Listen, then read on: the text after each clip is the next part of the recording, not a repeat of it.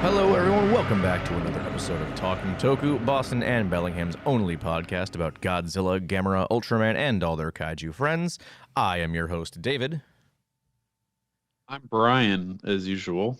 There you go. You said you were going to do it the last couple times, then you didn't. It was kind of I disappointing. forgot. Yeah. You even changed My your brain doesn't- Instagram handle. I know, and I haven't even been committing to the bit. Disappointing. It is disappointing. Yeah. Hey, I don't remember if we said what we were going to do last time, but we barely knew what we were going to do this time. It was kind of a last minute thing. As usual. Yeah.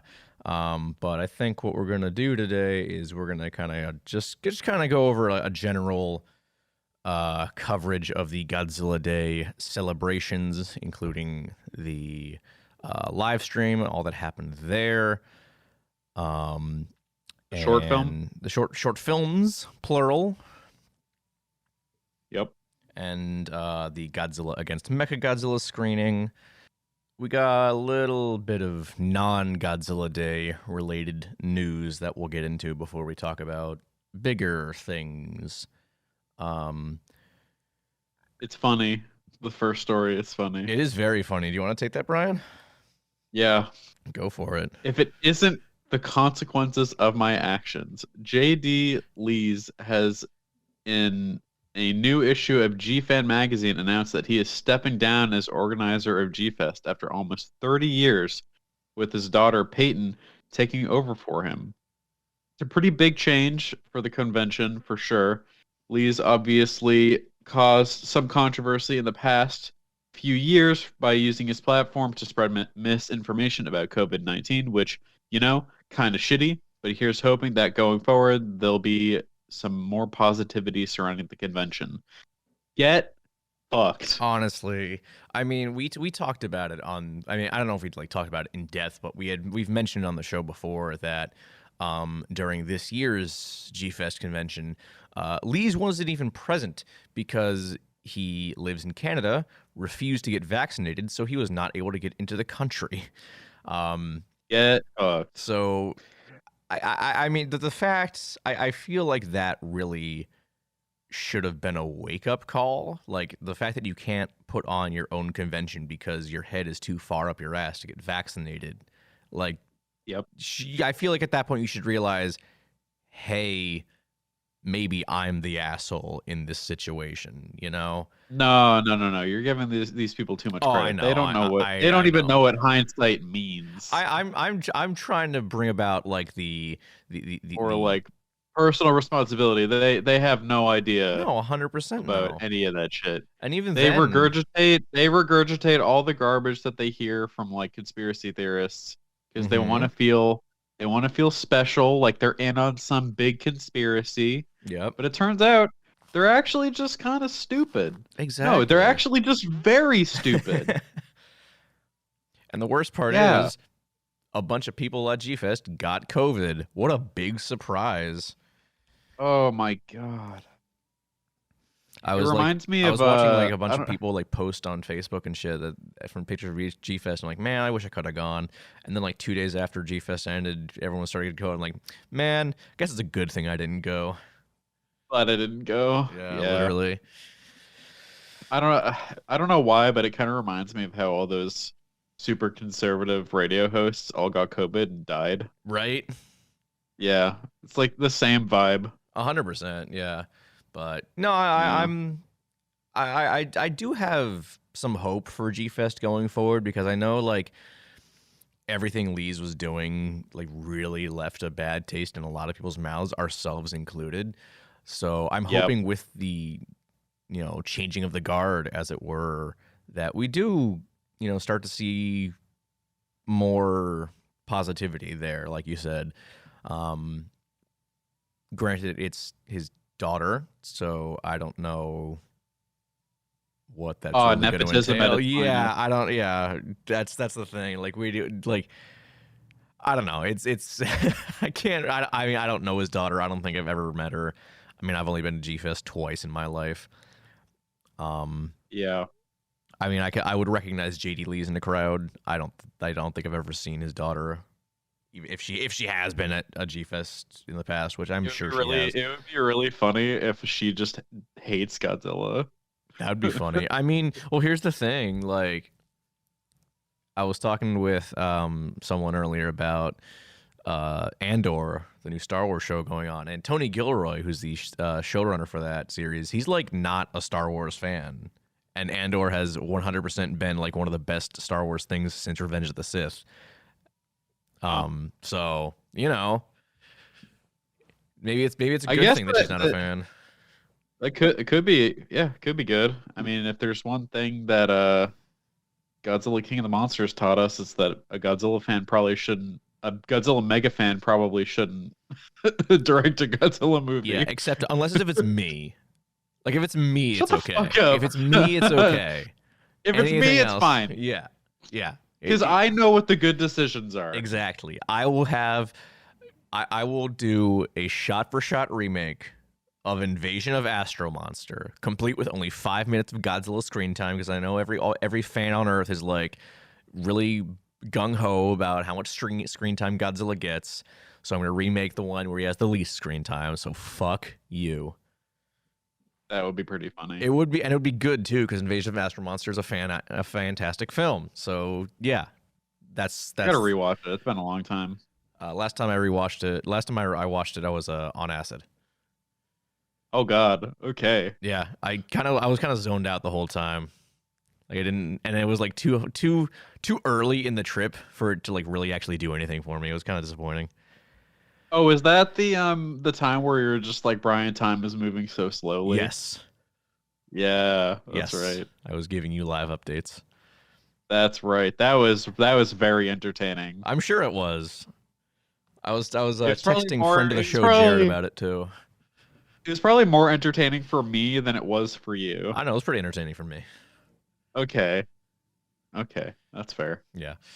But yeah, so that's G-Fest. Maybe, I kind of put the kibosh on going back to G-Fest in the future, but we'll see what happens, I guess, with this news. You never know. Maybe you'll see me there. We have that like other convention. Yeah, All Monsters Attack in the venue. Because which I have reconsidered my decision to not go. I'm thinking about it. Yeah, you said you were thinking about it the past like 3 weeks, Brian. Yeah, but I'm still thinking about it. All right. Okay, I'll take your word for it. It's gonna depend on how much everything's gonna cost. That's fair. I mean, you could always just not like buy anything at the convention too. You could just go for the experience, and that's kind of why I'm going. That is valid. I'll have to see how much hotel rates and stuff are. Yeah. I actually, I don't know, because I'm rooming with someone already, and they're the one who booked the room, so I have no idea how much it costs. Well, I will see. Yeah. All right. Well, moving on. This is kind of cool, actually. O'Shea Jackson Jr., the actor who played Chief Warrant Officer Jackson Barnes in Godzilla King of the Monsters, took to Twitter to announce that he's working on a pilot for a potential animated series called Monarch G-Team, with Toho Kingdom's own Chris Mirzahanger and Project Nautilus's Sean Sumagase. Jackson Jr. and Mirzahanger are the creators of the series, with the latter having written the pilot and Sumagase having made some quite stunning concept art for the series depicting both Gigan and Biollante. Currently, it is unknown if this is actually being done in any official capacity, but from what Jackson Jr. seemed to imply on Twitter, they're looking to actually get it picked up by like a network.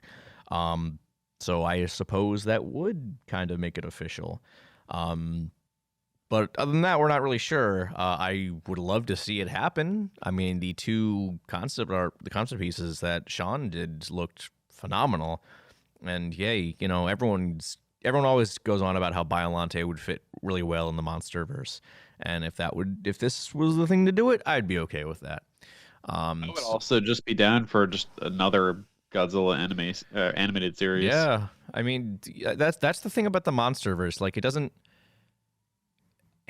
like feel like a universe, like there's not enough happening there. Like, say what you want about the Marvel Cinematic Universe, but like they have a bunch of projects and they're all very different. And I know like they have only just started kind of branching into TV shows now, like in the past couple years, but now because of that, it is starting to feel, you know, there's more projects that feel like they're not necessarily what's the word I'm looking for? I don't know. God. Serialized? Huh? Not Serialized? serialized, but just ones that are like necessary to the overall universe itself. I mean, there is some of that as well, but like that's actually what I liked about Agents of S.H.I.E.L.D. when I was still watching Agents of S.H.I.E.L.D. is that it like wasn't, you know, necessary for your whole understanding. Like it was the thing, it was taking place in the universe, but you didn't need to watch it. Same thing with all the Netflix series, which, I mean, all those shows people are kind of, they're sort of dubiously canon now, but Rest in peace. yeah. But that's what I liked about those. And that's that Daredevil. I miss it so much. Yeah, but he's back, Brian. He's coming back. Yeah. It won't be as good. I don't know. We'll see.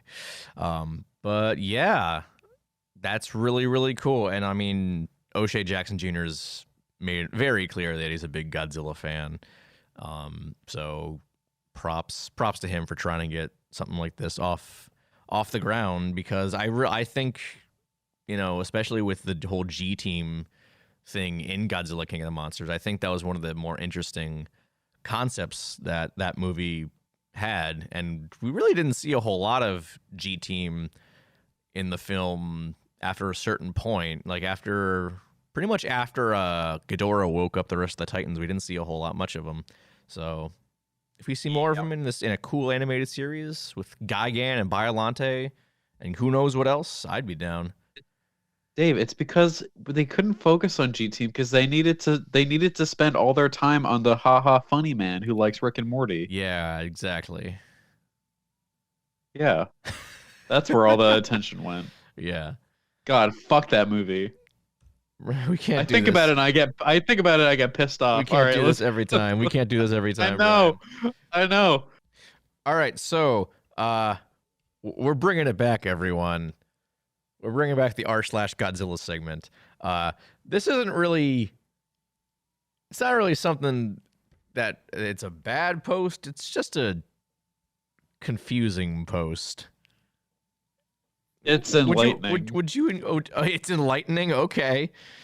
The fucking absolute bizarreness of these two posts. Yeah. Do you want to just read the original one, Brian, off the just verbatim?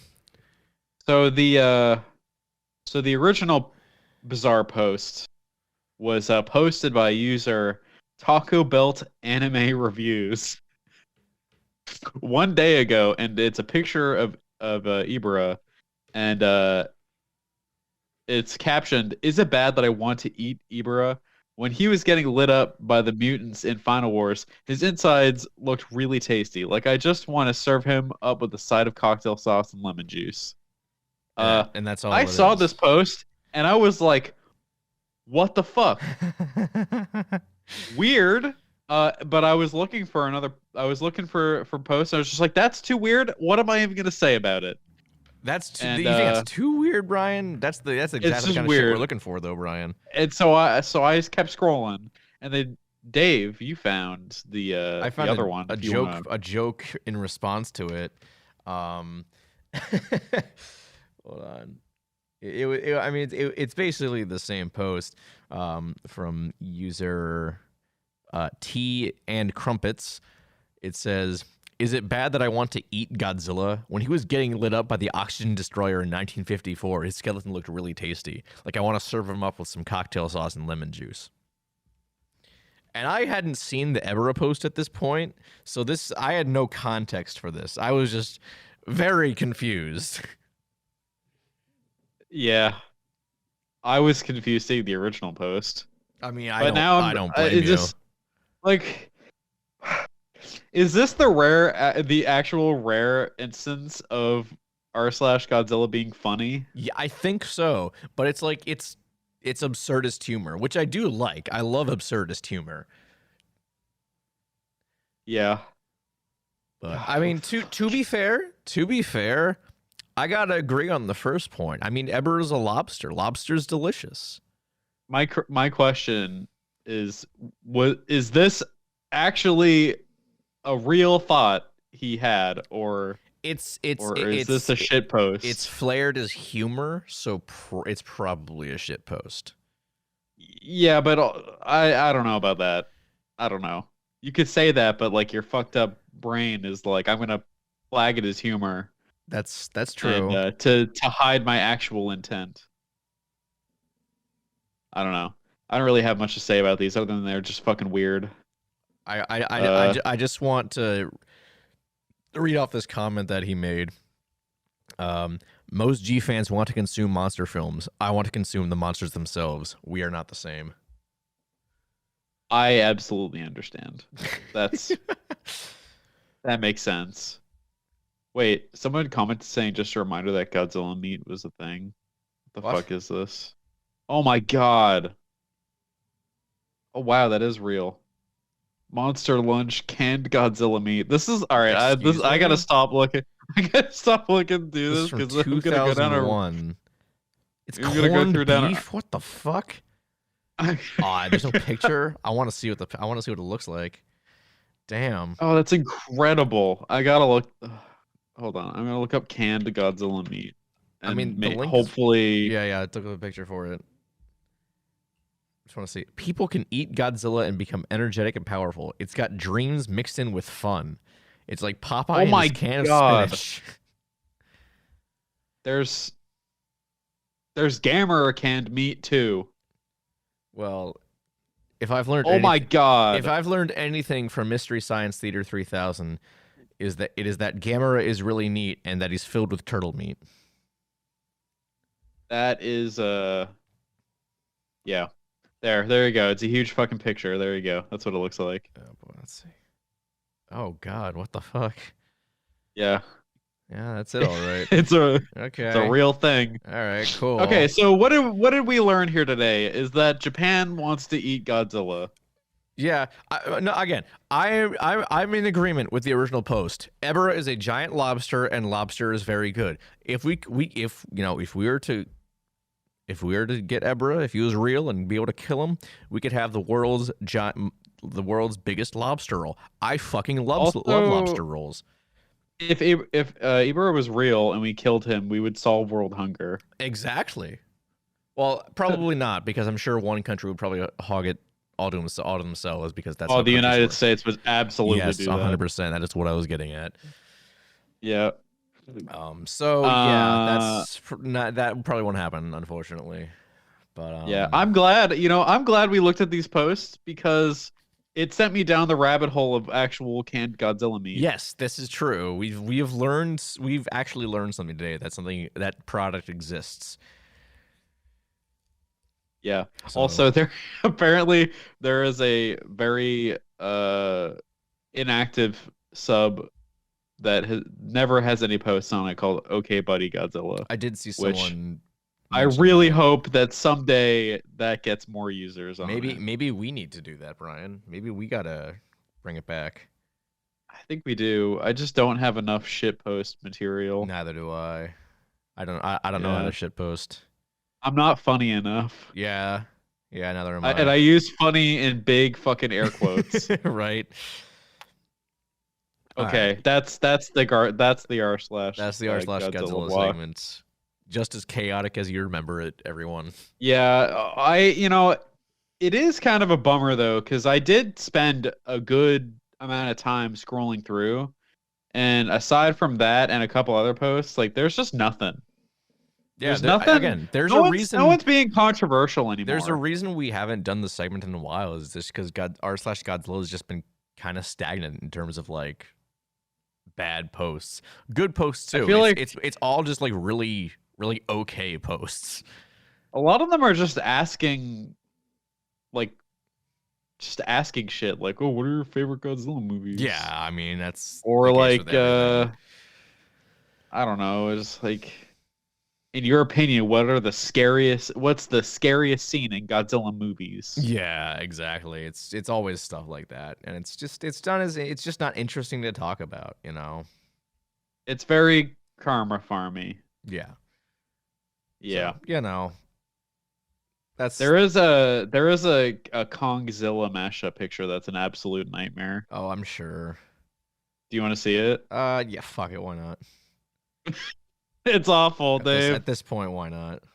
We've gone this I hope far. you're fucking. Oh my god, it's awful. Oh my god, I hate it Oh, so I hate much. this. That's got to be an AI, right? It it might be. There's no way that's It, not an AI. I would not put it. Yeah. I mean, look at the fingers; they're all fucked up. That's how Yeah. you know it's AI. Yeah, exactly. Yeah. And what is the thing in the background? What the fuck I don't is that? know. So it's supposed I don't know. It looks like it's supposed to be his tail, but it's got like arms. So I don't It know. looks like it looks like a Chinese dragon. It does exactly. All right. Yeah. Let's fucking move on. Oh my god! Finally. Yeah. Okay. So we're gonna move on to our main topic, which is just us discussing what happened on Godzilla Day, which is November 3rd. Yeah, we actually had an episode come out like the day before, like pretty recent, like pretty close to it, but you know, because it hadn't happened yet. It was just a classic case of just awful timing. I think where we could have just waited. Yeah, I think what it was is that like we recorded the episode like 2 days before Godzilla Day happened. And it's like we could have recorded an episode on Friday, but Fridays are when the episodes go up. We can't record an episode, have me edit it, and then immediately upload it. That's just too much work. That can't happen. Yeah. It doesn't work like that. And you know, like, we would be competing with all the mainstream news sources. Why do that? Why do that when we can just sit on our asses and wait for everyone else to shut up so then we can give our awful takes? You're right, Brian. You're absolutely. I thank you for putting that into words because, you know, it's probably clear at this point that I'm the less eloquent one on the show. You're the one who can talk good, and that is no. No. But yeah, point is we're fucking lazy. Lie. The point is we're fucking lazy. My God. So, and we're also just really bad at planning. That's also true. Like we said, this is a very last minute. I mean, even then, like you guys don't even know how last minute this thing is. Like up until like we started recording, we were just gonna talk explicitly about Godzilla Against Mechagodzilla. It wasn't until we started recording that I decided, hey, let's just do it and cover Godzilla Day as a whole. Yeah. That's how last minute we're talking. So yeah, I still didn't even know what we were doing until just now. Yeah, so you know. You ever want to record a podcast, folks? Just don't be like us. Or do, because it's kind of fun to see the absolute descent into madness. That's true. I mean, I mean, we have fun with our descent into madness. I hope the people who listen to us have fun. I mean, I mean, Sam, our number one fan, Sam, is, I assume, still listening, and she hasn't given up on it yet, so I assume she's enjoying it. Yep. And I have had other people reach out to me saying they like the podcast. Oh, really? Yeah. So one of them is going to actually be on the show at some point. I'll talk about that. I mean, I mentioned it last week with the whole Kaiju United thing.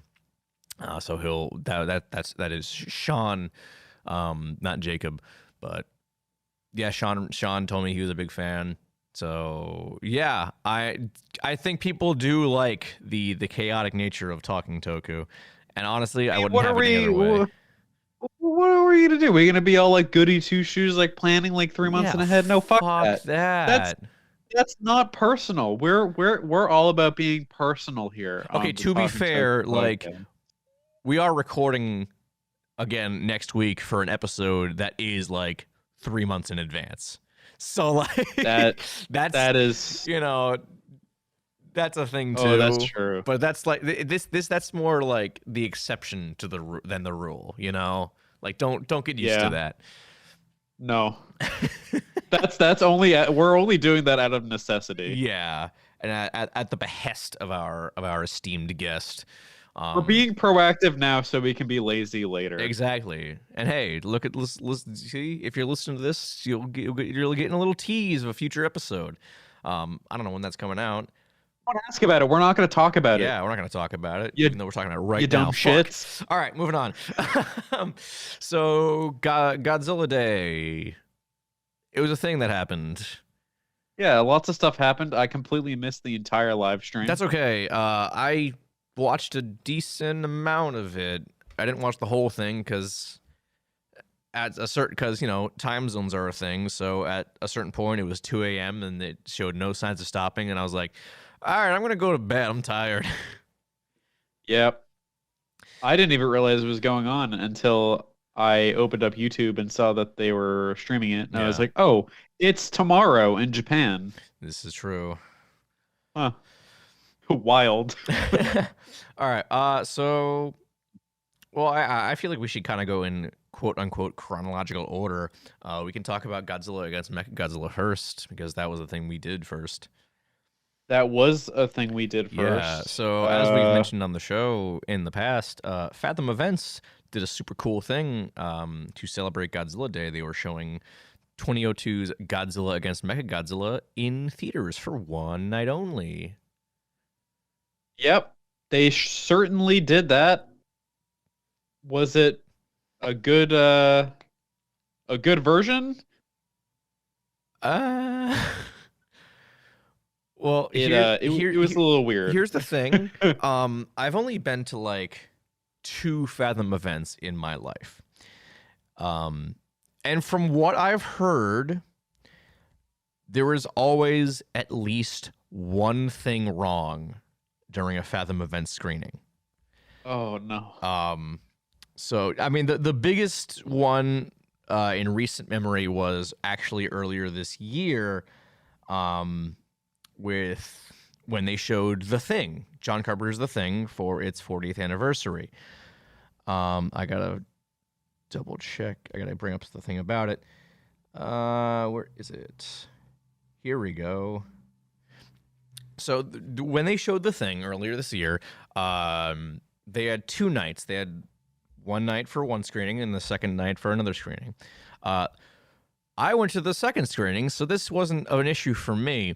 But from what I had heard, the first screening was an absolute fucking disaster. Oh, no. So I have this article up from Variety. The title of the article, this is from June of this year, Fathom Events will screen The Thing in original aspect ratio after fan outrage. So, oh God. So there's a whole Twitter thread from Mick Garris, who's pretty big in the horror world.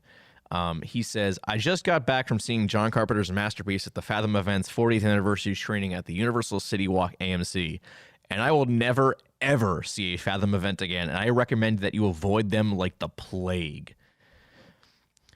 First of all, the film was shot in the 235:1 widescreen aspect ratio, but was shown in 185:1, literally cutting out a third of the film. The picture was soft-focused, low resolution, and the digital image was out of registration, so all objects were rimmed in red on one side and blue on the other. Also, all movement all the way through the movie stuttered, like we're like trying to watch Netflix with a really bad Wi-Fi signal. Hey, that sounds like what happened with us. Yeah, it did.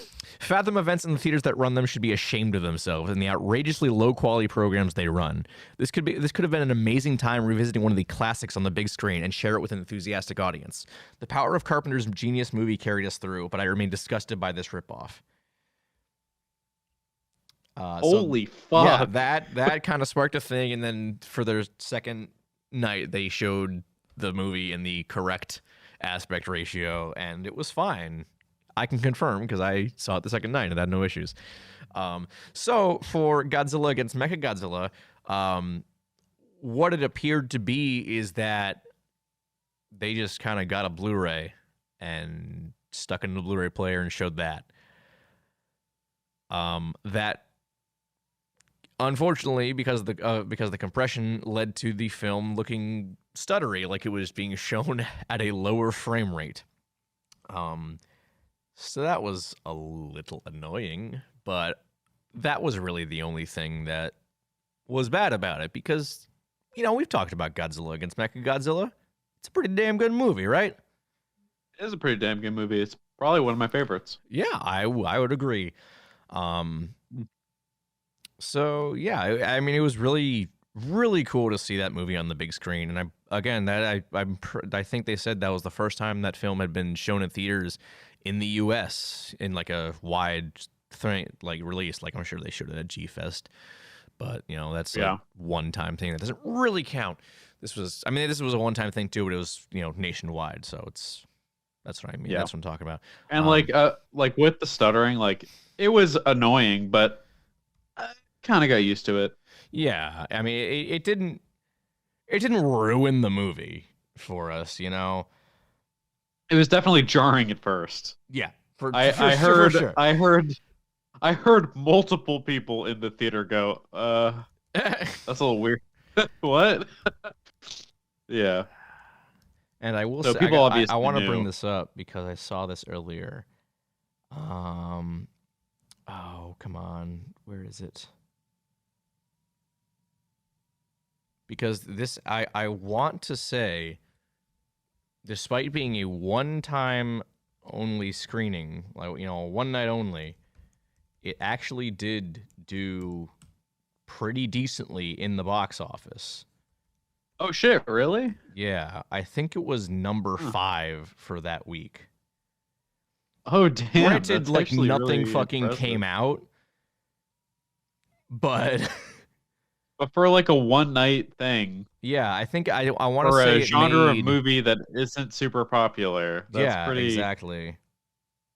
That's pretty incredible. Here it is. I hate using this. I hate GodzillaMovies.com, but I'm using it anyways.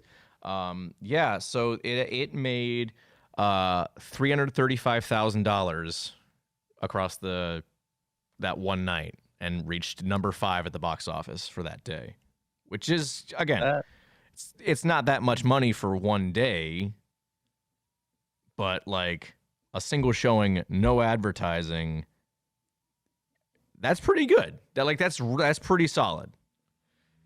That is pretty solid.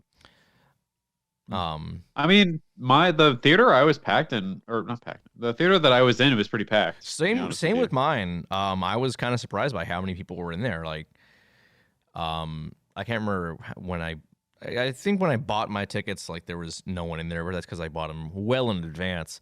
But yeah, I was actually very surprised to see how many people were in there. And I live in a comparatively sparsely populated area. You live in the middle of nowhere. More or less. So it was definitely pretty cool to see the amount of people show up. Yeah. I will say, so also there was they showed the Godzilla vs. Hedorah short film from last year before. Yeah, they did. And this was kind of the highlight of the entire screening for me. Right directly in front of me was this young kid. Couldn't have been older than like 8 years old, I want to say. He was there with his parents. And so the Hedorah short's playing, and the scene in the short comes up where Hedorah gets blasted and you hear Godzilla's roar off screen. And there's that moment of silence as the camera pans. And I hear the kid in front of me just go, "Godzilla?" Like, just really, really, like, you could hear the excitement in his voice. And it sounds stupid, but I honestly, like, kind of got a little emotional at that, because I'm just thinking, like, fuck, man, that was me, like, years and years ago. That was literally me.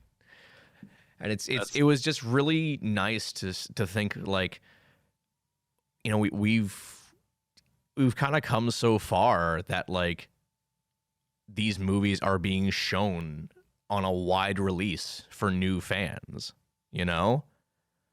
Yeah, like, no, you told me about that, and I was like, God damn. Wish I had something like that. I had a fucking crying baby in my theater. That sucks. Yeah. Well, baby not really, more like a small child who could not vocalize very well. I see. I gotcha. Yeah. But yeah, it really kind of put things into perspective that, like, you know, back when we were that age and growing up and watching those movies, like, they weren't as easily accessible as they are now. Like, nowadays they're all on streaming services, but back then you just kind of had to, I mean, aside from straight up buying them, like, you guys kind of just had to hope they were at your local Blockbuster Video or Hollywood Video. Lucky for me, most of them were.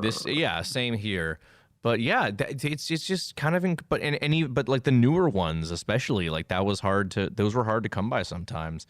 Yeah. So yeah, it was really kind of heartwarming seeing, you know, the next generation, you know, enjoying that kind of stuff, especially for a movie that, holy fuck, is 20 years old. I hate that this movie is 20 years old. It makes me feel old. It's I don't like it. I don't like it, Brian.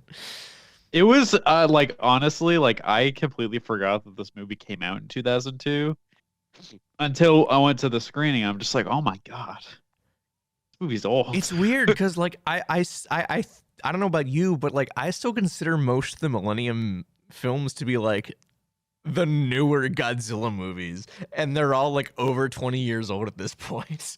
No, literally, like, in my brain, I still, like, when I think of the Millennium movies, I think of those as the new ones. Exactly.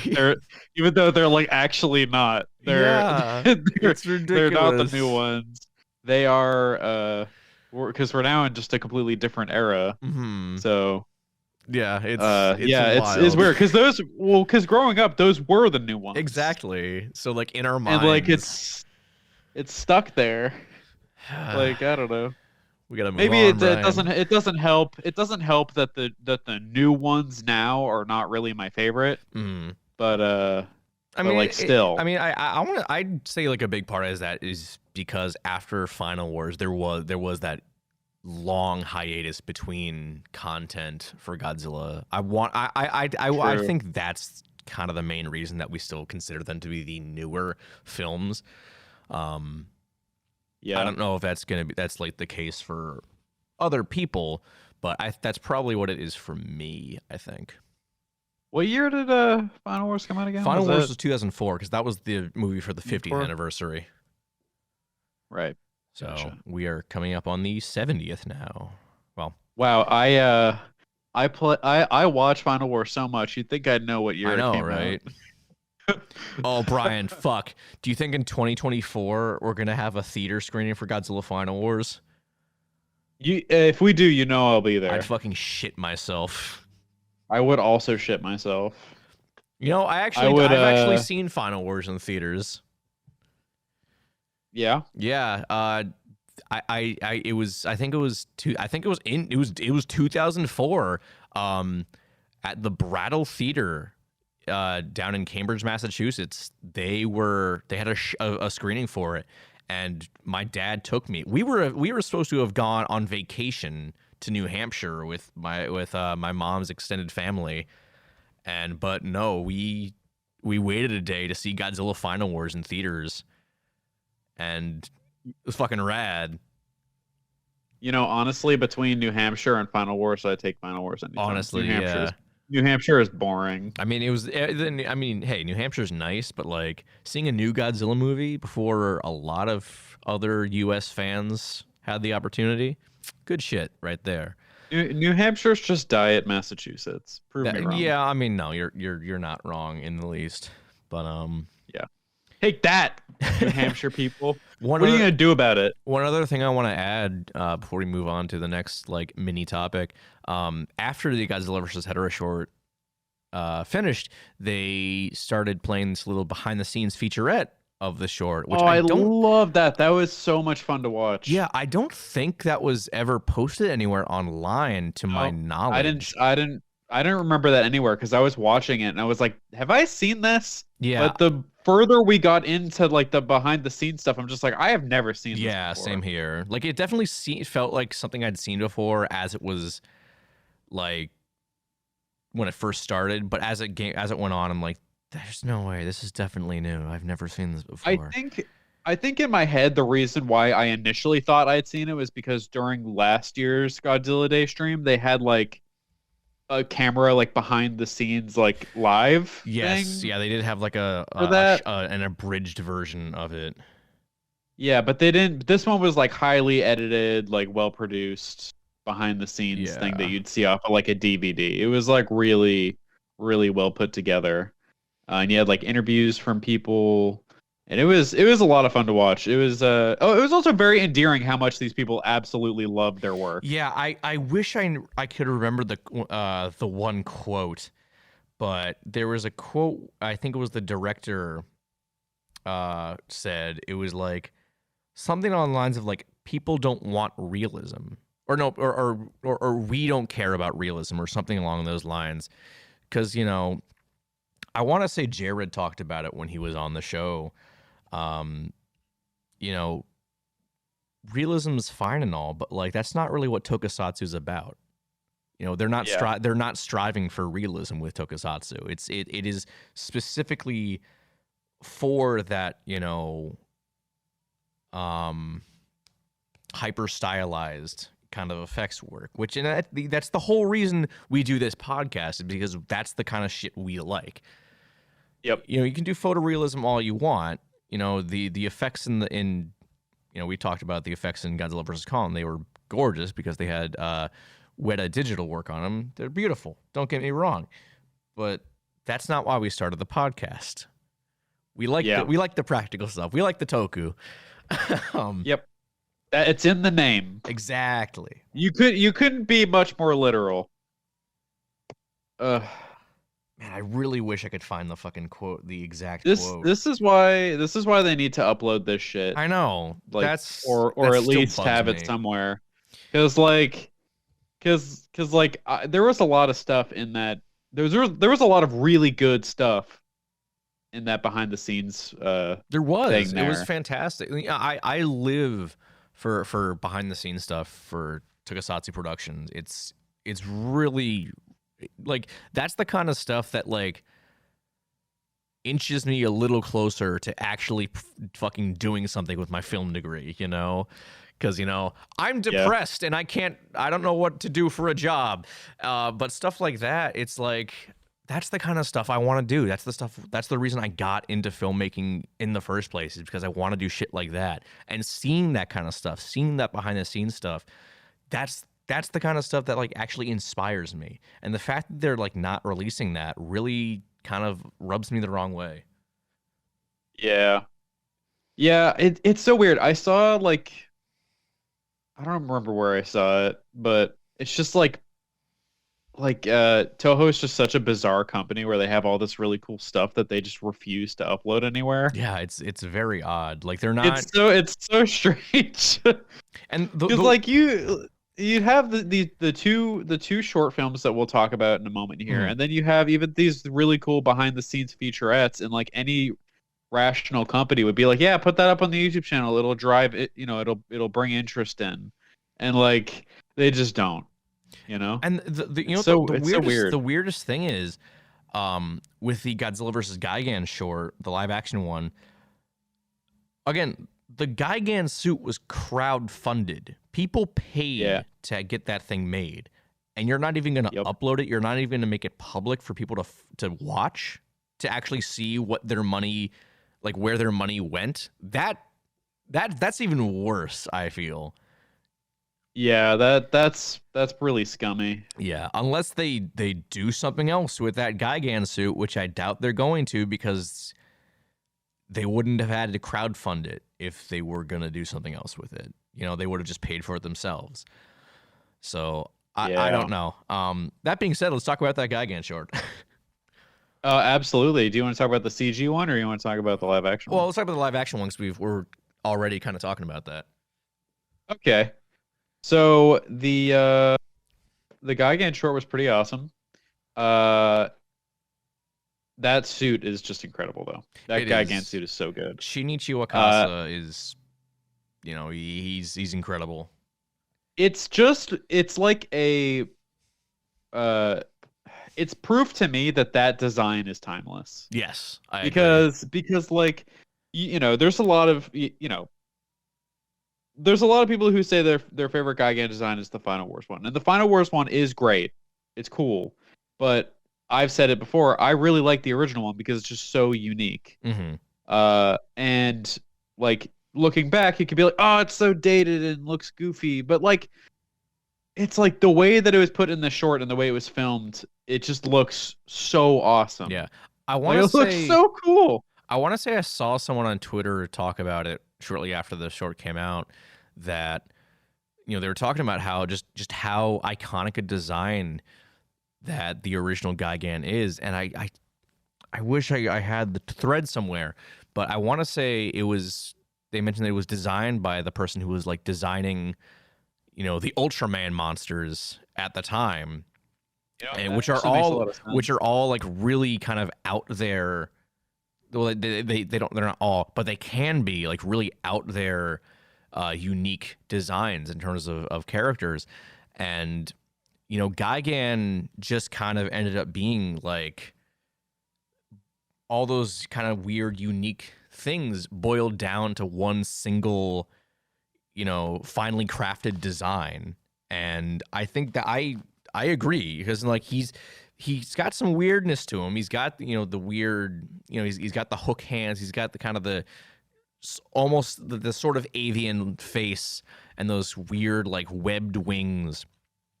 But it just works. It's like a really streamlined design that just works. And we talked about this on our episode, just gushing over Mechagodzilla. But I am in the same boat with Gigan, is that it's just like really, really 70s. It's such a 70s design, and I love it for that. It's very 70s, but I also feel like it could work modern day. I mean, clearly like it can. It depends. Like, I think you can make anything still look fucking badass if you film it right. Exactly, and I think they did that in spades with this short. Yeah, and like it's kind of it's a little weird to compare it to the Hedorah short, but I think that I just feel like the Gigan short was just like, I don't want to say it felt like it had a better, like it was, I don't want to say it was better because they're both pretty awesome, but like the Gigan short, it just felt more like it was out of a movie. Like I don't know how to really expand on that, but I think probably because it was filmed at night. Well, I don't know just that it looked better. I think the thing is that they just put more money into it. Like they just gave it a lot more, production value, and it really shows. I mean, you see the behind the scenes for the Godzilla vs. Hedorah short, like the actual set they had the suit actors on was very small, but the Godzilla vs. Gigan one looked, it looked sizable. It looked like how they used to do it, like on the sound stages, for it did look the pretty Millennium extensive, series. yeah. So I think that was a big part of it, of why it looked so good. The Hedorah short was literally just outside. Just on an elevated stage made out of plywood. I will say, going back to that, in the behind the scenes thing, because they have that shot in the Hedorah short where it's like looking up at them from below.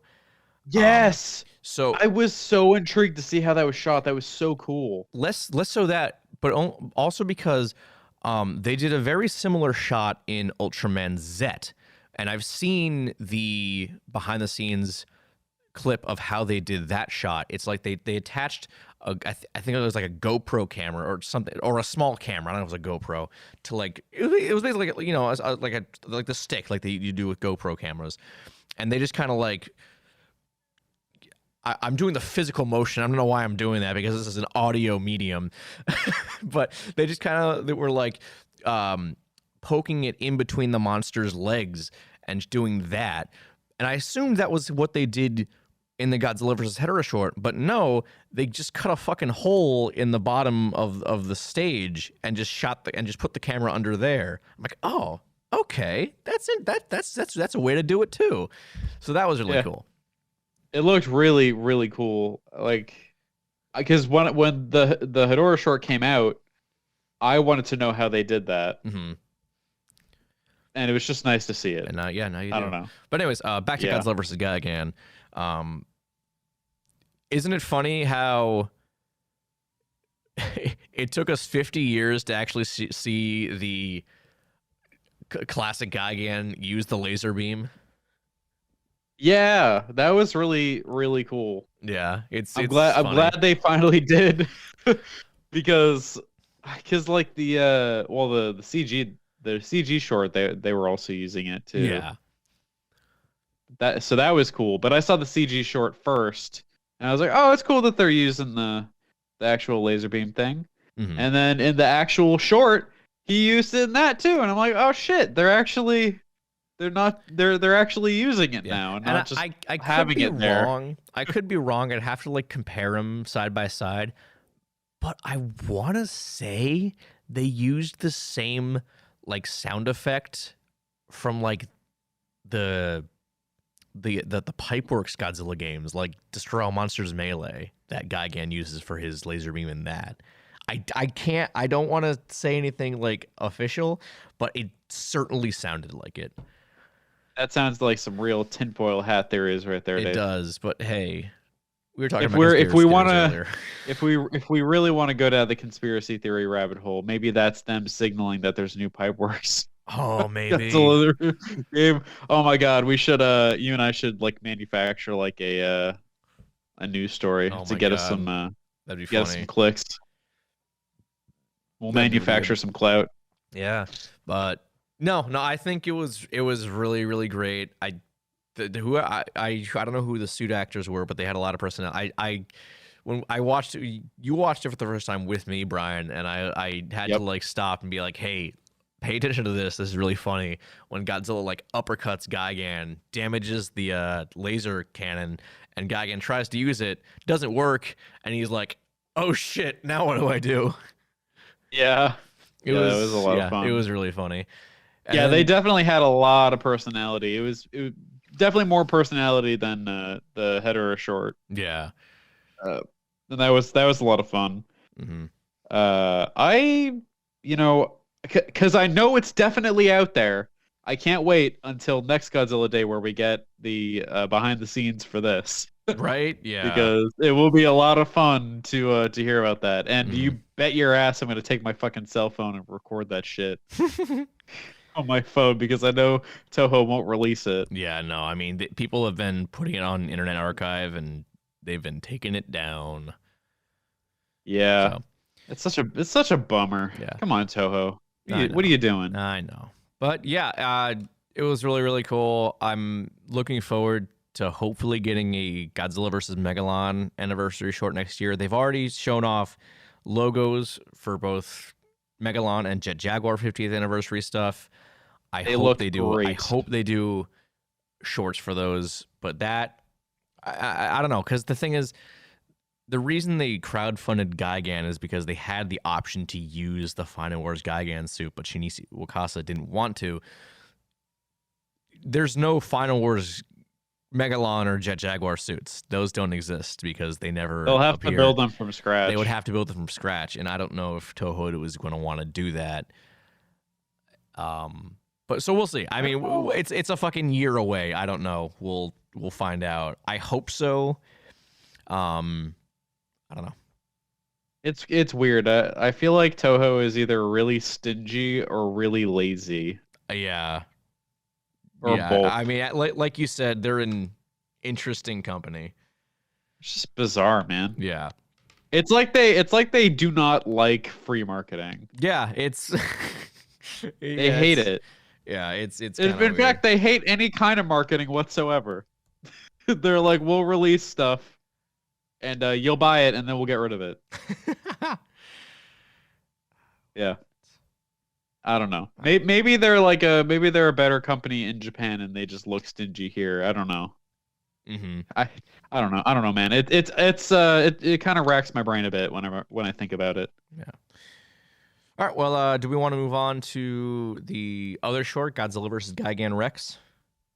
Yeah, it was interesting. It was pretty cool. It was interesting. Pretty cool. I like how it was basically like if you took Gigan and you put him in Evangelion. Yeah, I that was really cool. Like, I mean, the regular Gigans were kind of whatever. Like, they were just kind of your normal drones. But Gigan Rex Yeah, they looked a little himself, funky. they did. But I mean, that was how they looked in the original G versus G short.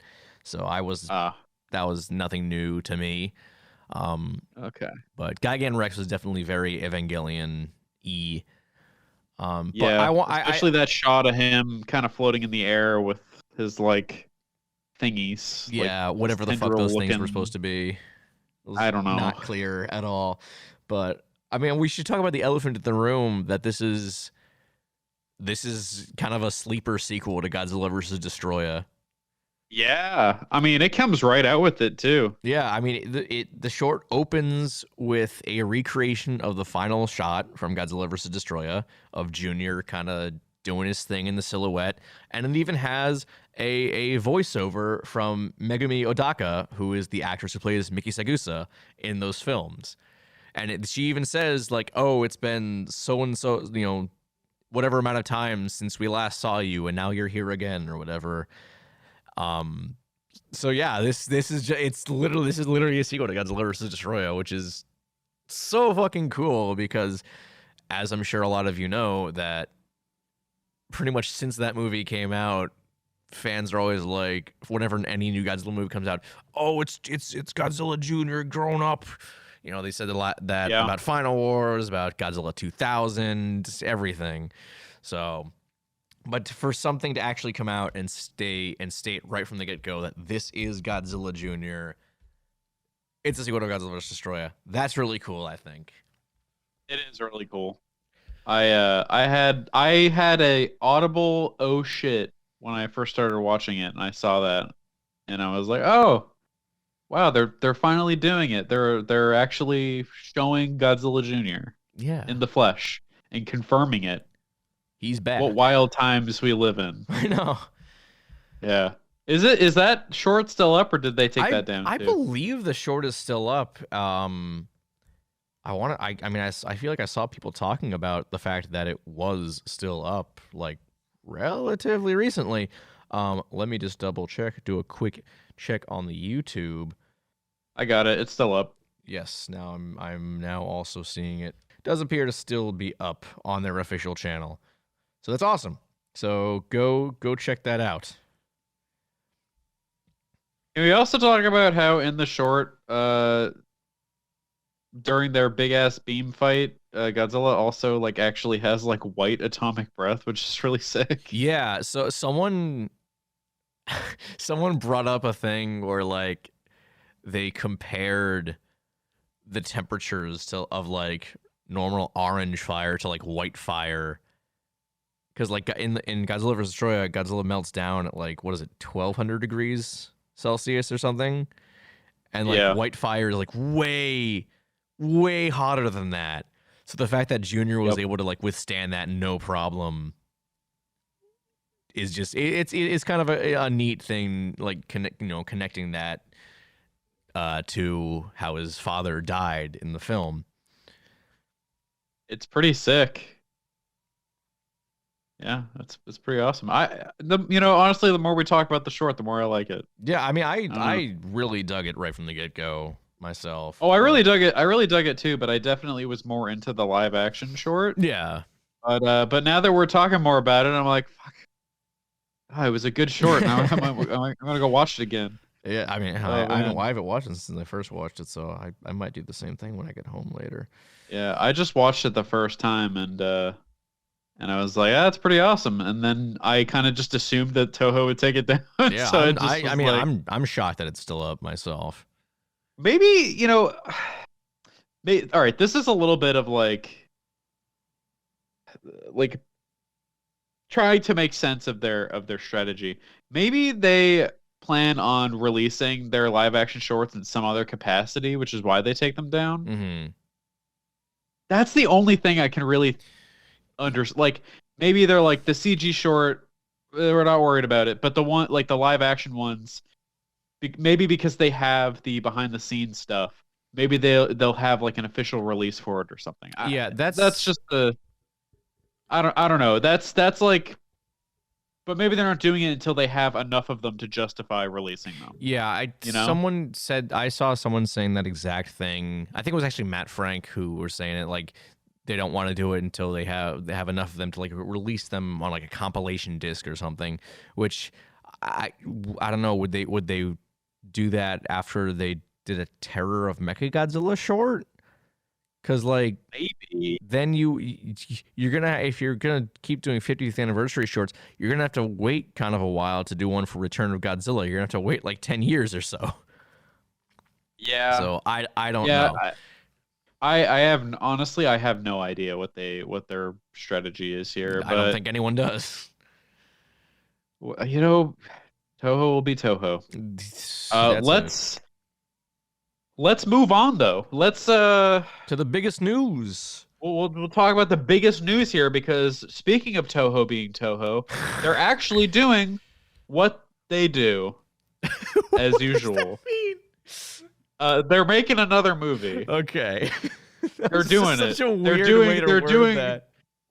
I said that Toho will be Toho, and I'm saying that they're doing what Toho does, and that's making movies occasionally, movies. very slowly. To clarify, they're making a new Godzilla movie. They do movies they're making all the time. a new Godzilla movie. Yeah. So sorry, they make Godzilla movies very slowly. There you go. They're making another one finally. Yes. So coming November 3rd, so that's Godzilla Day of next year, we're getting a brand new Godzilla film. And hey, that was very surprising to me. Honestly, I mean, I was like half expecting it, but I wasn't like gonna hold my breath because we haven't had that happen in the last couple years. I was expecting another Godzilla movie from Toho because I think I don't remember. I feel like there's been rumors around it, kind of circling a little bit. Yeah, like whispers. Well, but like I didn't think it would just straight up be next year. Well, that's the thing. I mean, the rumors ended up being true. I mean, we talked about it on the show a while ago. That Takashi Yamazaki, the director of the Always Sunset on 3rd Street trilogy, was. There was a call for extras for a movie directed by him that was a kaiju movie that would be taking place in post-war Japan. And I think the casting call had come up on the Godzilla app, so everyone was like, oh, I think they're doing a new Godzilla movie. And obviously, there was nothing official about it. And here we are now. The new Godzilla movie next year is indeed directed by Takashi Yamazaki, and it is going to be taking place in post-war Japan. So we officially have confirmation on that. No, by post-war, do they mean like the 40s? The 40s, yeah. Or the 50s? I believe the 40s, like maybe like the mid to late 40s, I believe. From what I've heard, I mean, there's nothing. I don't know if that's official, but I think it is like the late 40s. That is potentially very interesting because that is a very crazy, hectic time for Japan. Yes, it is. And there's lots of room for commentary. And as a person who loves history, that's going to be fun. As a fucking nerd. Fucking nerd who loves history, that's just Imperial Japan history is just a big bummer. Big old bummer. Yeah. But yeah. That's it. I mean, we don't have really any information outside of the very basics, but that's exciting. Yeah, we really don't. There is a potential plot leak from 4chan. So I don't believe it. Neither do I, but I was actually talking with Jacob Lingle, who's a future friend of the show. We were talking about it, how it's like it's probably fake, but it is kind of interesting to see, where see the kind of crazy stuff people come up with. So do you want me to go over this? I have the pictures of the screenshots up for this if you're interested, Brian. I mean, I guess it's our duty to kind of go over It it. is. But for the audience, if you want to remain completely in the dark, sign off now. Yeah, I mean, again, there's no. Again, first off, this is a movie that was just announced. It's a plot leak from 4chan, so Yeah. take that with not even a grain of salt. Just go to the store, buy yourself a big jar of Morton's, and take that, and there you go. You'll be. But also, just in case, if you're real cautious, Yeah. do you just fast forward or whatever. Yeah. To be fair, I don't believe this at all. Yeah, I think it's just kind of a interesting little what if. So I will go over this. So I'm just going to read this kind of verbatim. Basically a remake of 1954 with added content. Two Godzillas, one affected by nuclear testing, other not. Film played out as both a tragedy from humanity's and both Godzilla's perspective. Several foreign actors, not well known, to appear as Americans attempt to cover up the government's possible involvement in possibly creating Godzilla with nuclear testing and the bombings of Japan. Partly follows the Serizawa family and their struggles during the wars and Godzilla. Americans fund Dr. Serizawa's oxygen destroyer project and is double-crossed when he steals the only prototype and burns the notes after knowing he can't trust the Americans with such a powerful weapon. Movie may be the first in Toho's World of Godzilla cinematic universe if proven successful. And then someone responding to this apparently is corroborating this claim.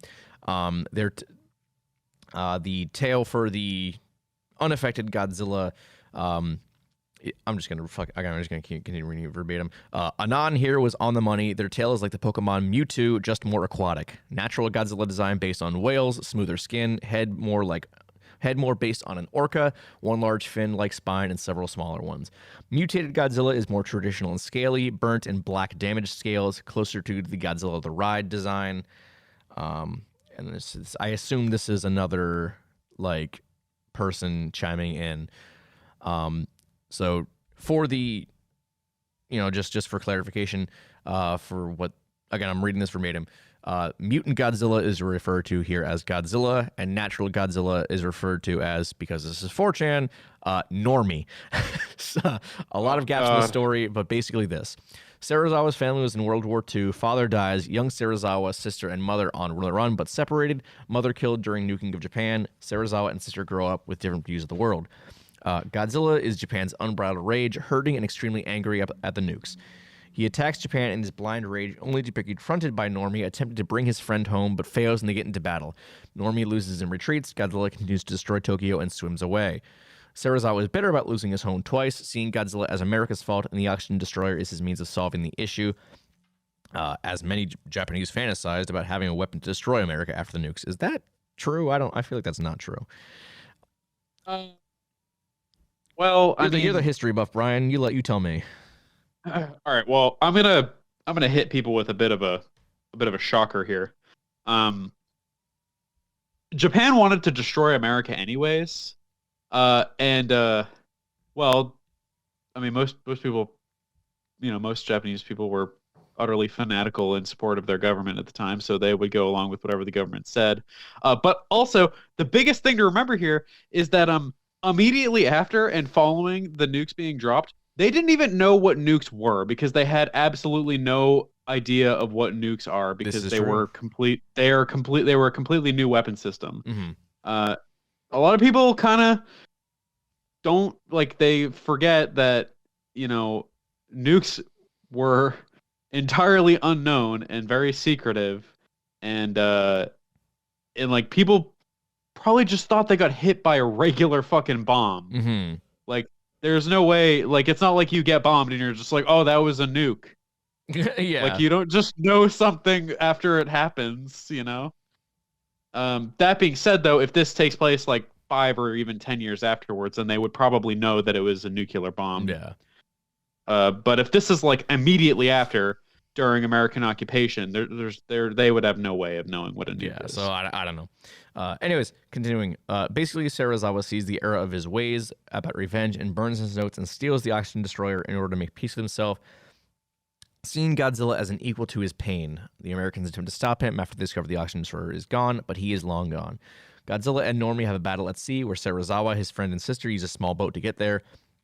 Serizawa activates the oxygen destroyer underwater and dies, thinking he accomplished his job, but reveals that Normie took the hit from the oxygen destroyer in a moment of sacrifice for his friend. The oxygen destroyer in this film works like an area of effect. A giant bubble encloses things inside it and dissolves everything in it as it shrinks back down and pops. Godzilla has an awakening and realizing in the moment that he's all alone, he surfaces, roars, and swims away in a sad scene. Americans are pissed and attempt to do damage control. Japan begins rebuilding and hoping that Godzilla finds peace, as maybe when he does, they will too. I don't believe any of that. I don't believe any of it either. I do think it's kind of an interesting concept. Like it feels very much inspired by the War of the Gargantuas. If that ends up being the film, that'd be cool. Like I won't be unhappy with it. I mean, we always talk about how we want new takes on. Yeah, for sure. Yeah, and like, you know, like we talk about how we want new takes on stuff, but we want it to be respectful to the original vision. I why honestly, like. I feel like this is pretty damn respectful. Yeah. like this is like if this movie came out exactly how we just talked about it, this would probably be the most one of the most similar to the original vision since the original. Yeah. Or maybe Shin Godzilla maybe. But Shin Godzilla is more focused on like the Fukushima nuclear reactor disaster commentary on that, like a modern retelling, essentially. But like if it's commentary on the bombs themselves, then this would be the closest thing since the original. Yeah. So which is wild. I don't think it's real, but that I do like the idea. Yeah. I mean, obviously, like it being some made up shit by a 4chan user, it's got to be ironed out a bit because it seems bloated. But yeah, I mean that's yeah, it's certainly definitely an interesting idea. Yeah, I agree.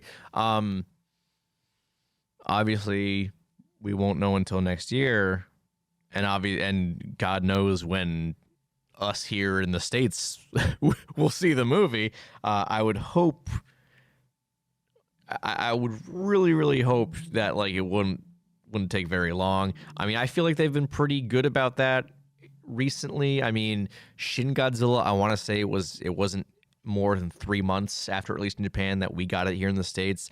I don't remember what the Polygon trilogy did, how long of a wait it was for those, and then I don't think it was very long. And Singular Point that dropped internationally. That dropped like soon as it finished airing in Japan. Like as soon as the finale aired, we got it internationally like 2 days afterwards. So they've been pretty good about it. So I would hope that it won't take long for us to see this movie.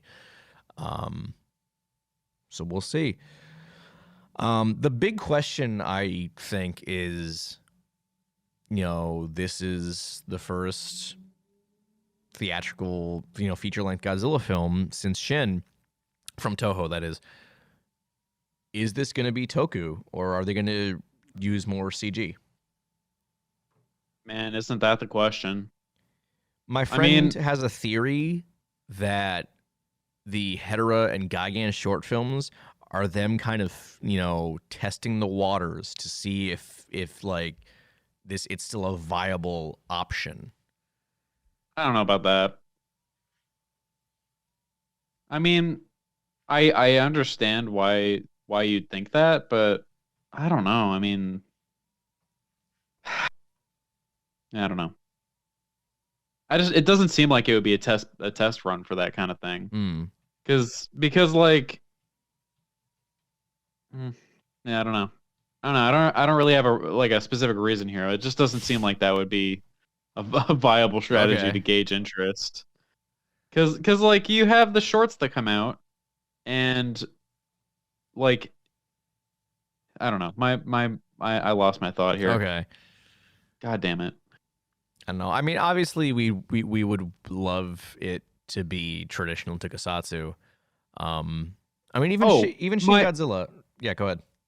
My thought was, I think personally, my opinion on this whole thing is that it's going to be up to the director. I think the director is probably going to have the say on whether it's going to be Toku or not. I want to say Takashi Yamazaki, from what I've heard from him about him rather, I would say that he is like all for it being traditional. I mean, he's the one. I think there was some quote of his where it was, I don't even know what the quote was, like what the context of it was, but it was something along the lines of like, Godzilla belongs in the Showa era of Japan, which is when this film is taking place.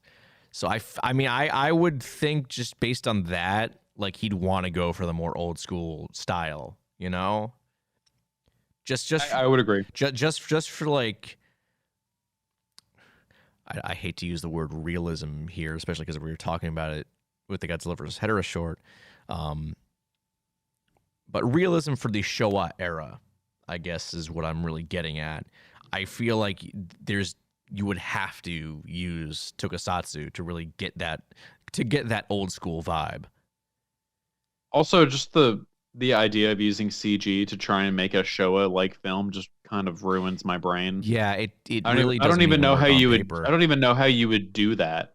Yeah, yeah, I don't think it would work. Like, can you imagine the Gigan short, but like entirely CG? Yeah, I mean, to be fair, to Yamazaki's credit, Always Sunset on 3rd Street 2 opens with that, like, actually really well done Godzilla scene where it's like the main character having I've never seen the movie. He's like either having a nightmare or I think he's writing a novel. I think it's a novel. And it's really we've well all done. seen the clip. Yeah, everyone's seen the clip. We've all seen the clip. But it's a really well done scene. I mean, that's obviously CGI, but I don't blame him for not wanting to build a whole suit and miniature set for a single scene in one movie that's not even related to Godzilla. Yeah. So I was gonna say if he could do Toku in that one scene, I'm sure he probably would try to. I agree. But like at the same time, like it's for a movie that has nothing to do with Toku as a whole. So yeah, I don't know. It's a mix up. I would love to see it be in traditional style. Mm-hmm. I think especially most people would. Especially if if it's going to be like a Showa type film. But I don't know. I guess we'll see. Either way, I'm excited. Yeah, I mean, hey, it's new Godzilla. And here's the thing, like,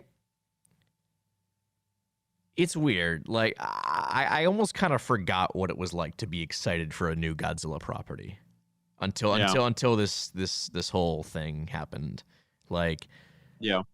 The Godzilla vs. Gigan short, that really got me excited because it was, it looked really good for a new Tokusatsu Godzilla thing, just visually, and it just really made me feel like a kid again. It really made me feel excited because, like, it's the MonsterVerse, it's whatever. Yes, Singular Point was good.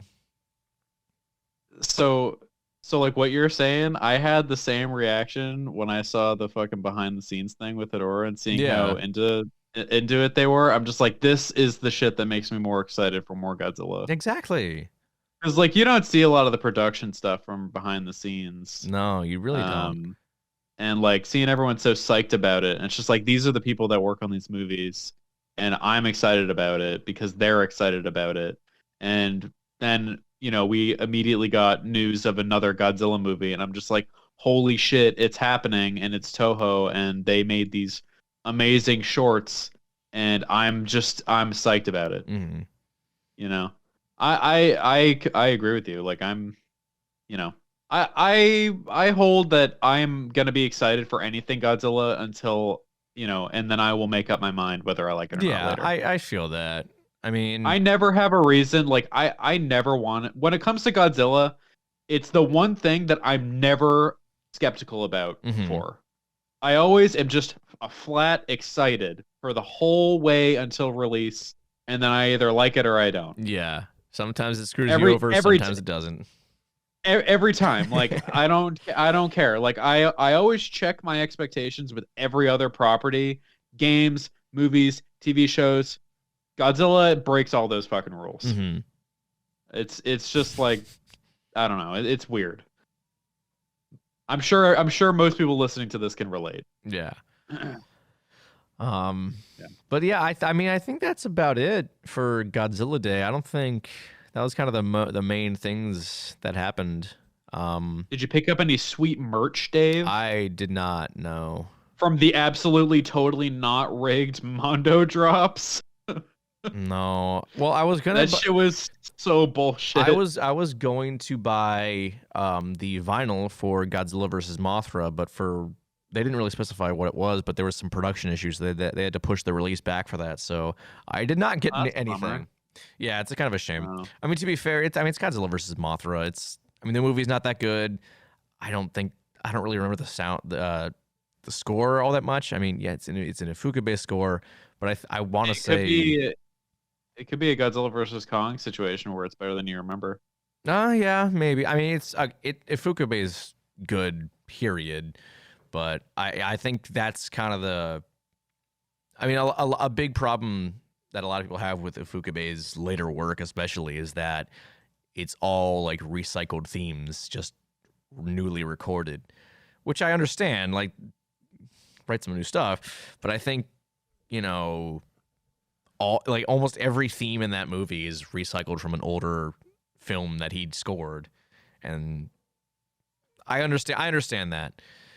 But that's why Godzilla vs. Mechagodzilla 2 is my favorite of his later work, because that's got, the Mechagodzilla theme itself is just fantastic. Anyways, that theme is pretty awesome. Yeah. Honestly, I have listened to that soundtrack more than I've watched the movie. Honestly, same. I still gotta break out my vinyl of that. That theme is in Shin Godzilla, and it's amazing. It is like Toho knew that that was one of the better themes from the later films. Like, all right, yeah, we got some gold on our hands here. But yeah. No. Other than that, I didn't get anything. I would have liked to get that. I was Godzilla poster. Yeah, I was refreshing the page nonstop for that 10 minutes before and 10 minutes after it went live, and I never once saw that it was on sale. Yeah, it said out of stock before 10 a.m. Pacific, which is when it went on sale. So that's why I think it was rigged. Yeah, I don't know. I think it's rigged. Mondo's posters, all their posters always sell out like within seconds, which really sucks. I did grab the artist's name, so I'm gonna follow them because that artist is working good. I did pick up a Terror of Mechagodzilla 1,000-piece puzzle. Oh, you got the puzzle? Very nice. I have the puzzle, and I'm going to tell you what I'm going to do instead is I'm going to build that sucker, glue it, and then put it up on my wall. Sick. Very nice. Yeah, I actually had, when I was looking for the vinyl, Tom Whalen is the artist dude who did that Terror of Mechagodzilla piece. He does a lot of stuff for Mondo. When I went to go grab the vinyl, I could have grabbed the Japanese variant poster he did for Godzilla vs. Mechagodzilla 2, and in hindsight, I should have. But I was like, it's Godzilla vs. Mechagodzilla 2. It's a movie I don't really like. I don't care. But in hindsight, I feel like I should have gotten it because I don't have like any really good posters. Yeah. Oh well. I gotta get some better posters too.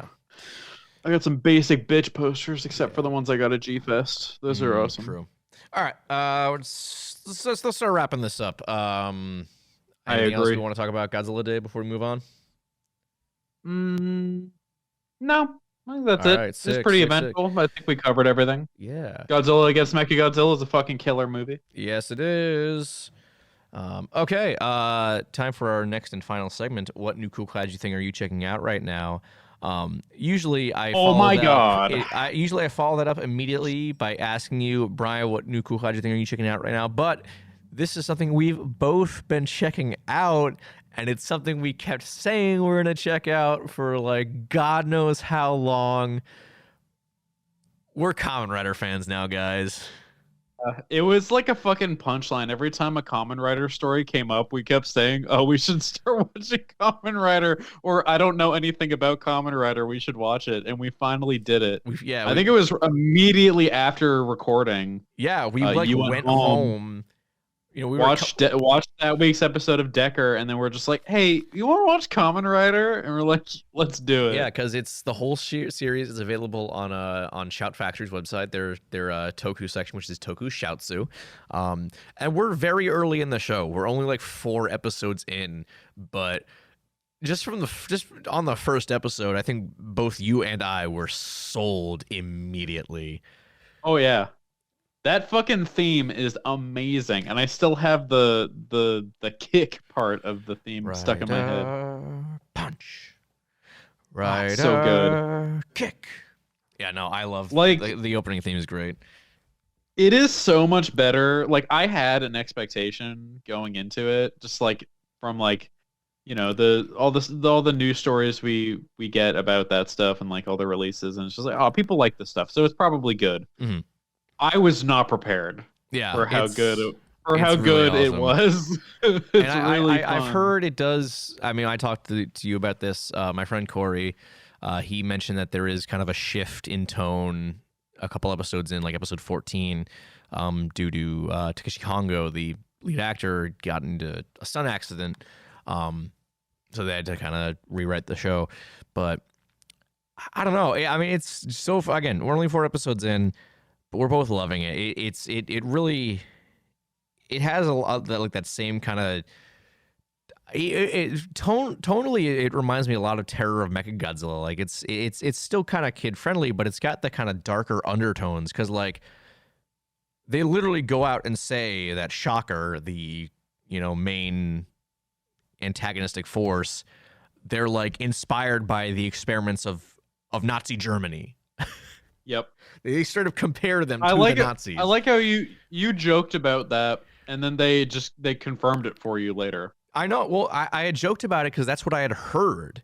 That I had heard they were similar to the Nazis, and then the show just straight up says that they are like the Nazis, and I'm like, oh, that's really funny. Okay, we're going there. Also, the show just like kind of straight up gets violent. Like real violent. Does. Like people get fucking melted. Yeah. There's the episode with the scorpions, and the scorpions like spray people, and these innocent people who got captured, they melt into red blots on the ground. Yeah, it's pretty violent.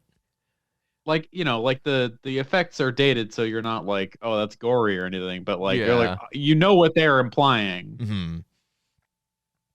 But yeah, Kamen Rider fucking rocks. Yeah. I wish we could say more, but again, we're only 4 episodes in out of 98, so there's not a whole lot we can say.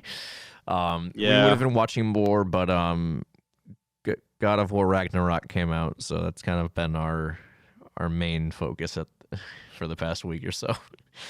I mean, that game has some big monsters in it. This is true. So I guess I've been playing that too. I'll take your word for it. I don't know how far I am. Yeah, I mean, you're probably further than I am. You've had more free time. There do be a big monster later. I'm sure. I only just what did I do? I just left Alfheim. All right.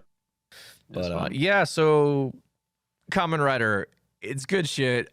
Sorry we took so long to actually check it out, but it's good. Yeah. Be proud of us. It is we very finally good. Watched it. Don't expect an episode on it because, again, it's a 98 episode series. We might just, as part of this segment, we might just update you guys as we go through the series, being like, hey, we're up to, episode 20 or so of Kamen Rider, and we're still really loving it or whatever. I would be down to give like updates on our like moods on it. Yeah. Because I know you said it takes a bit of a dip later. It would be like, oh, like we've hit the low point, or like, oh, we're back up to like, kick-ass status, or like, oh, we just watched the best fucking episode or some shit. Yeah, I think that'd be really cool to do. Because like it's such a long series that we're gonna be on it for a while. Yeah, and I mean, for God's sake, we learned from our episode on Camp Cretaceous that it is not a good idea to review an entire show sometimes. No, I don't think we're actually. I mean, I don't think we're gonna be able to review Kamen Rider. No, not in a single episode. But maybe some of the newer Kamen Rider stuff we could. Yeah, I mean, I know Black review. Sun is on Amazon Prime, and that's like a remake of Kamen Rider Black. But I don't know. I haven't touched that yet. Well, we'll figure it out. Yeah, stay tuned for that. But I mean, that's really the main. If you guys have any ideas for how we would even cover Kamen Rider, let us know. Yeah, honestly, I mean, I'm stumped. I'd love to like cover it, but like I'm more than happy with just like giving an update every so often in this segment as to how we've been doing. Oh, we could do the Kamen Rider block. Kamen Rider block. Yeah, we have a dedicated block for Kamen Rider. All right, yeah. I'd be down for that. I would also be down for that. I mean, fuck, we've been doing this for over a year and we've barely, mixed up the format of the show at all. Yeah, the biggest change of the format was us stopping the r/Godzilla block. Yeah, right. It's us removing stuff. And that was out of necessity, too. Because it was so boring and we were like struggling to find content for it. So yeah, we could do that. Well, we'll leave it up to you guys, the listeners. Do you want to hear us? Well, I mean, we're still gonna do it. Oh yeah, we're still gonna. Yeah, all right, fuck you, listeners. We're still gonna do it anyways. Fuck you guys. You think we're gonna listen to you? I mean, definitely. Give us that sweet community outreach. But Yeah, we're still gonna do it. Okay. Jesus Christ. Okay. I like how we asked for help and then immediately turned around and went like, I don't want your fucking help. Yeah, right. Like in the same Fuck fucking you breath. guys. Yeah. All right. That's funny.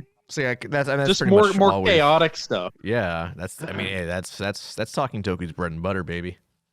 It's our brand. Yeah. All right. Well, Kamen Rider is pretty much the only thing we were checking out. So, I mean, unless you've been checking out something else that you haven't mentioned to me.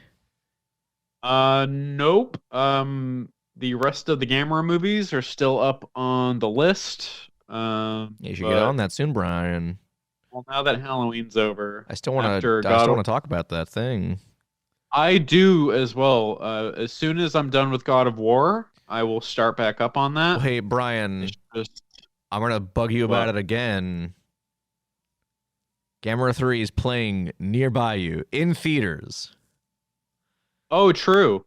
With Oxygen Destroyer opening for the movie. So, True. Can you send me the information to that later? I did earlier, but I guess I can again. Yeah, I mean, hold on. Did I pin it? I don't know, maybe.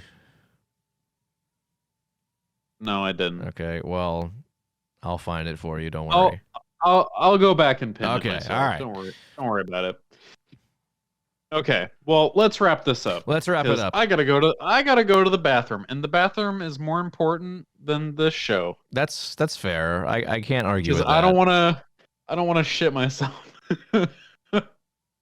Thank you for that. You're welcome. All right. Well, anyways, this has been Talking Toku. Feel free to go give us a follow on Facebook, Twitter, Instagram, and YouTube. All at Talking Toku. Join. with how Facebook and Twitter are going, we may only be down to Instagram. Yeah. And we'll have to join Mastodon, whatever people are doing now. Oh, we'll make it a Talking Toku Tumblr. Everyone's going back to Tumblr now. Oh no. We're gonna do it, Brian. We're gonna be a Talking Toku Tumblr account. Let's do it. Oh my god. Oh no. Oh, maybe. I don't know. We'll have to ask we'll have to ask some people. Some people. Okay. We'll have to see how lucrative that is for outreach. I mean, none of the other things have been very lucrative so far. So, That's fair. But Instagram is the most lucrative. It is. I mean, that's the one we most keep up with, so that's the reason it's the most lucrative. But anyways, all those social medias at Talking Toku. Go join the Kaiju United Facebook group and Discord server, and look out for this website to be launching in March of next year. Once again, we're going to have Jacob Lingle and Sean DeSantos I hope I'm pronouncing his last name correctly there. We're going to be having them on the show in the future, probably closer to the website's launch. We're going to be recording that next week. But again, episode won't go out until much later. But definitely keep an eye out for that. I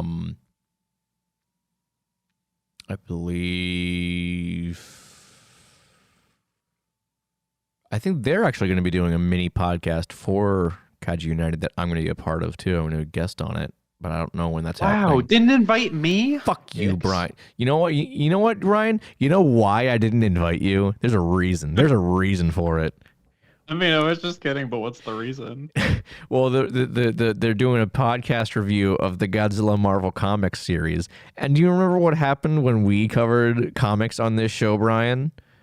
It's because I don't know how to read. You didn't fucking read anything. That's why I didn't invite you. I don't know how to read. Yeah, that's fair. I'm sorry. But no. But yeah, keep an eye out for that. I don't know when that's happening. They did... I was told they were doing a test recording just to see how it went because they're not really experienced with doing podcasts, but I haven't heard anything about that since. So, but I'll probably post about it if it happens. Anyways, that's pretty much it. So, yeah, that was Talking Toku. There was. I'm David. Brian. And yeah, we'll see you guys next time. I don't know what we're gonna do, but hopefully it'll be something cool. No guarantees, We'll figure though. something out. Yeah, hopefully it won't be last minute this time. Yeah, I'll try to turn my brain on a bit, especially because we'll have. Well, I mean, actually, we should probably let them know that there's gonna be a break. Most likely. Is there? Yeah, because we're gonna record next week, and then Monday the 28th, I'm probably gonna be like, and then because we got Thanksgiving next week. Yeah. And so, oh wait, hold on. Oh, I got my dates wrong. Never mind. Okay. God, I'm stupid. Forget about it. All right. Cut this out. All right. Bye, everyone. Goodbye.